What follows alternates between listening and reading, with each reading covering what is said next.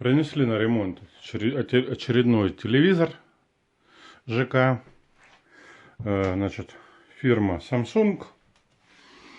Вот. Модель, значит, у него... Вот, сейчас с другой стороны посмотрим. Развернем. Так, модель у него такая, значит. Вот. Значит, признаки поломки. Полосит он. Работает и минут через 10-30 начинает полосить. Значит, проблема появляется рандомно. Может включиться сразу же и не полосить, а через полчаса заполосить. А может и сразу при включении буквально через там минуты 2 начинает полосить. Вот такая у него проблема. Значит, такая у него поломка. Телевизор Smart TV с камерой.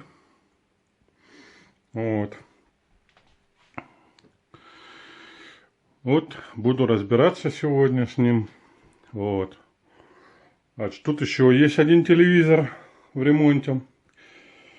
У него проблема в том, что он после пожара. Значит, материнка там после пожара были отгнившие кое-какие элементы, потому что вода, пар, при тушении были вот это вот, при тушении пожара туда попала вода горячая, видимо от огня нагревалась. Вот, тут даже видны следы копоти, вот, при копчености вот эти вот. Вот здесь то же самое. Также с блоку питания тоже пробивает его, он уходит в защиту, трансформаторы пробивает. Потому что внутри сажа находится. Вот. Тоже буду им заниматься попозже уже. Вот. После вот этого телевизора. В принципе, я им уже занимался. Материнку мне удалось поднять. Вот. Но об этом попозже расскажу. Сейчас главное с этим разобраться. Потому что на тот я жду кое-какие детали. А на это практически... Надо еще разобраться, делать диагностику, смотреть, что с ним не так. На этом пока все. Так, вскрыл я телевизор Samsung Smart TV. Вот такой вот у него внешний вид сзади. Значит, у меня под подозрением первое — это электролиты высохшие в источнике питания. Особенно подозрение первое — это на сетевые банки. И уже потом по вторичным питаниям надо будет проверить мне. Второе подозрение — это на майн. Вот. Майн, так называемый. Вот. Напомню, что телевизор полосит периодически. Иногда сразу же после включения начинает полосить, а иногда работает и где-то через полчаса начинает полосить. И третье, самое главное, это подозрение на так называемый токон. Вот он. Токон. Вот это самооплата.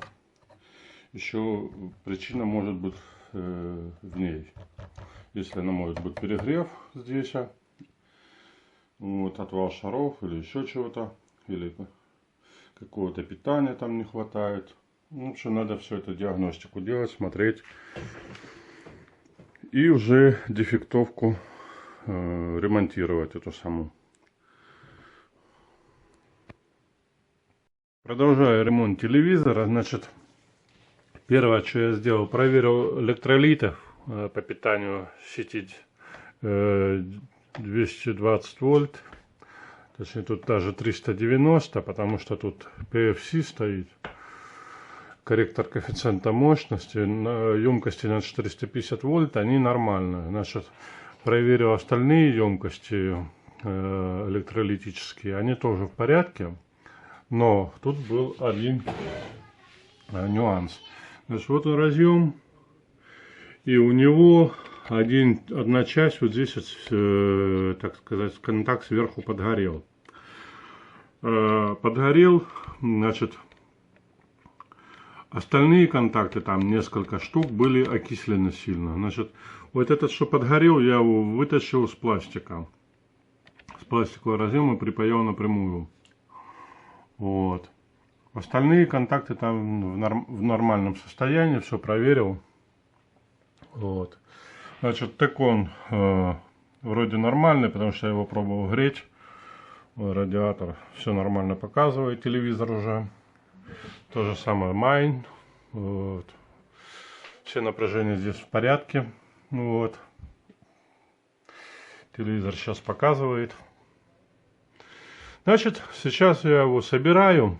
Вот, и тестирую не менее 2 дней в жестком режиме, целыми днями. И посмотрим, как он себя будет вести. На этом пока все. Вот он, телевизор, значит, уже показывает. Сейчас стоит на прогонке, на тестах. Будет тестировать в жестких условиях, то есть целыми днями в течение 2 дней. Потому что дефект, я как понял, был плавающий. То есть, напомню, он полосил. И полосил иногда сразу же, иногда через полчаса просмотра. Вот. У него было, значит, окисление и подгорание одного из разъемов по питанию. Платы блока питания и материнской платы.